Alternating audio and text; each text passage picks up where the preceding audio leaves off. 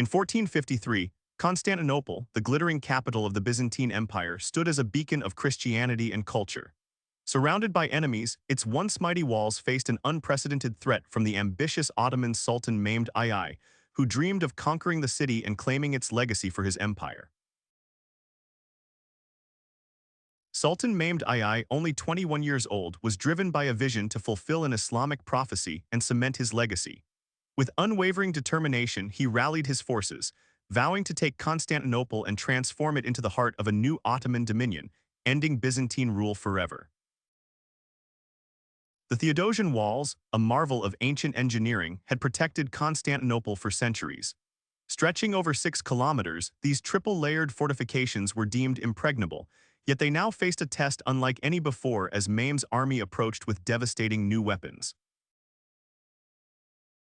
Emperor Constantine XI, the last Byzantine ruler, rallied his meager forces, fewer than 7,000 men, to defend the city. Despite the odds, he inspired hope, vowing to fight to the death to protect Constantinople's sacred heritage from the encroaching Ottoman tide.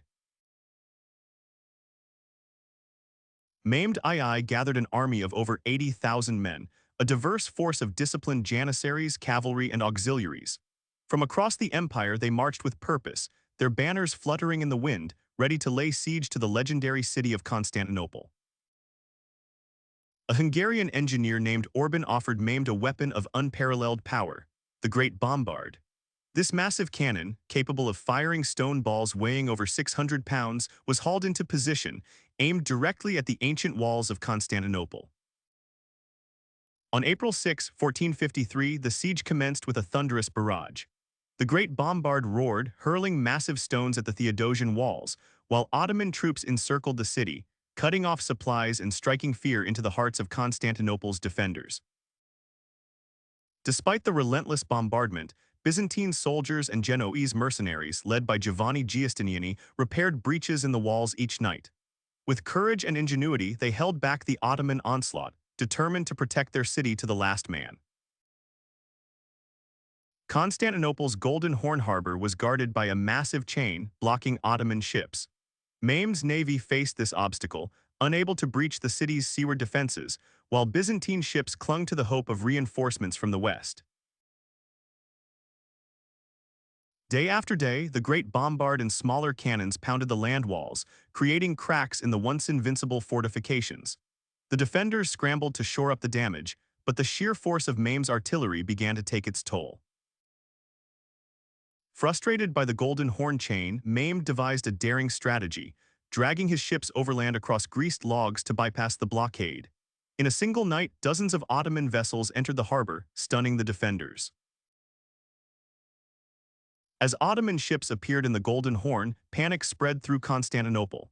Citizens prayed in Hagia Sophia, fearing the end was near, while Constantine XI urged his people to remain steadfast against the tightening Ottoman noose. On April 18, Mehmed launched a fierce assault on the weakened walls, sending waves of troops forward.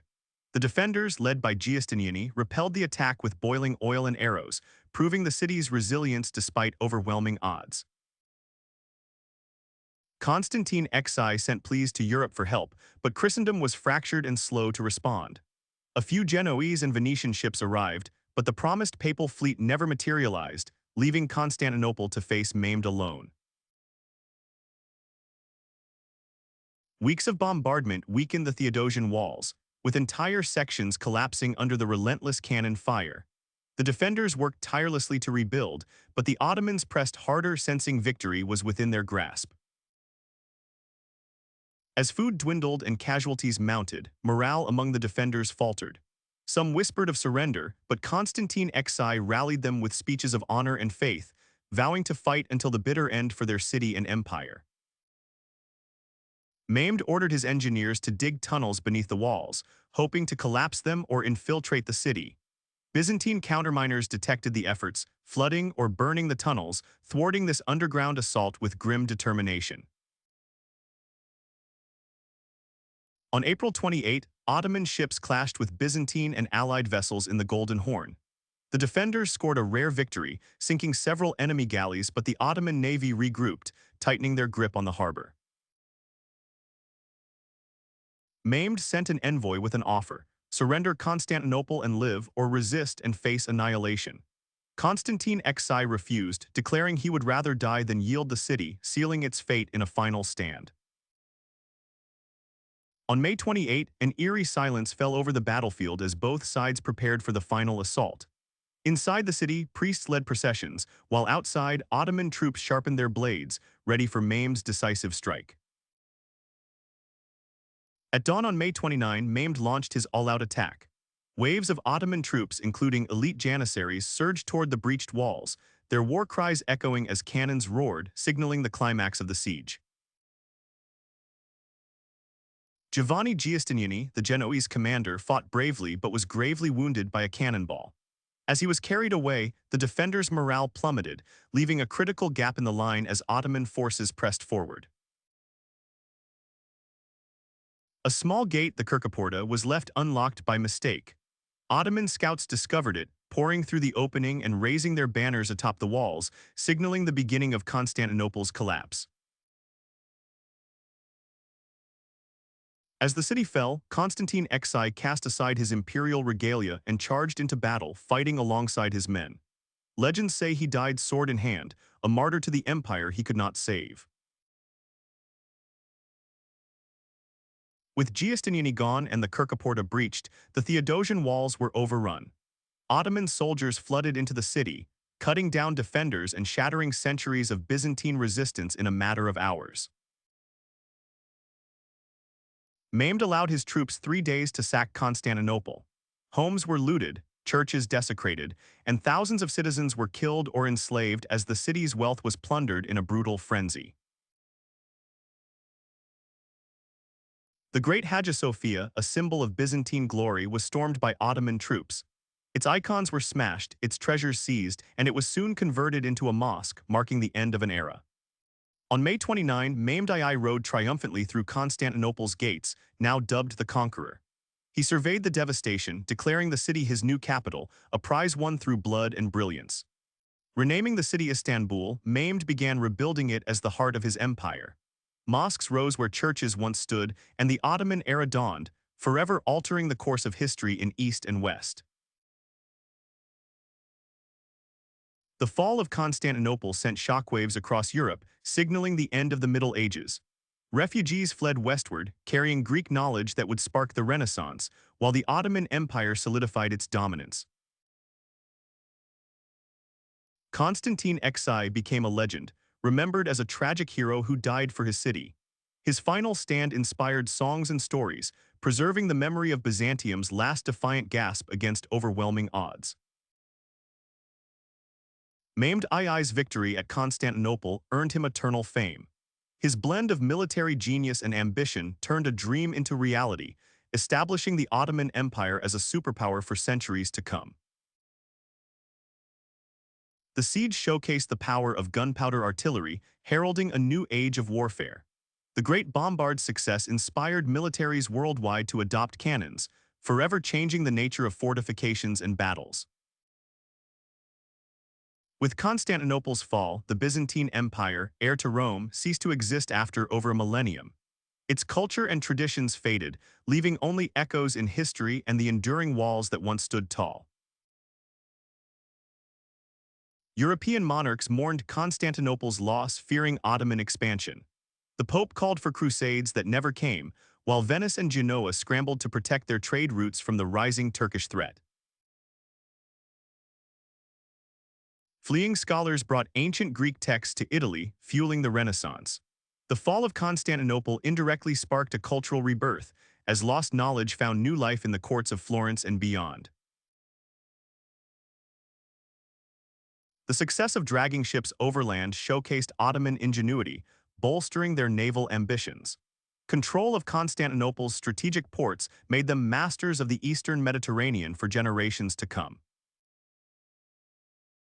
Though breached, the Theodosian Walls remained a testament to Byzantine engineering. Even in ruin, they inspired awe, a reminder of the city's resilience against countless foes across the centuries. The conversion of Hagia Sophia into a mosque symbolized the triumph of Islam over Christianity in the region. This shift reverberated through the Islamic world, strengthening Ottoman claims as defenders of the faith. Constantinople's fall disrupted European trade with Asia, pushing explorers like Columbus to seek new routes. The Ottoman grip on the Silk Road accelerated the age of exploration, reshaping global commerce. The elite Janissaries, Mehmed's shock troops, proved their worth in the final assault. Their discipline and ferocity broke the Byzantine lines, cementing their reputation as the backbone of Ottoman military might. Under Mehmed's rule, Istanbul flourished as a cosmopolitan hub. Christians, Jews, and Muslims mingled, and the city's markets buzzed with trade, blending Byzantine heritage with Ottoman innovation in a vibrant new identity. Mehmed's conquest fulfilled an Islamic prophecy of capturing Constantinople, boosting his prestige. This victory was seen as divine favor, strengthening his rule and inspiring further Ottoman expansion across continents. Tens of thousands died or were enslaved during the siege and sack. Families were torn apart and the city's population plummeted, a stark reminder of the brutal price paid for Mehmed's ambition. The siege marked a turning point in history, bridging the medieval and modern worlds. It shifted power dynamics, ended an empire, and set the stage for centuries of Ottoman dominance in the region. Chronicles, paintings, and songs immortalized the siege, keeping its drama alive. Both victors and vanquished passed down tales of bravery, betrayal, and the clash that changed the world forever. The use of massive cannons like the Great Bombard highlighted the triumph of technology over tradition.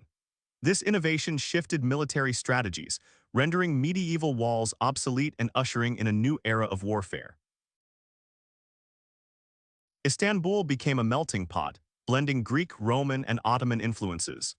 This fusion enriched art, architecture, and cuisine, creating a unique legacy that endures in the city's vibrant character today. Constantinople's defenders, though defeated, showed extraordinary resilience. Their stand against overwhelming odds teaches that courage and unity can shine even in the face of inevitable defeat, inspiring future generations. The Siege of Constantinople remains a defining moment, echoing through time as a tale of ambition, sacrifice, and transformation. Its lessons and legacies continue to shape our understanding of history, power, and human endurance.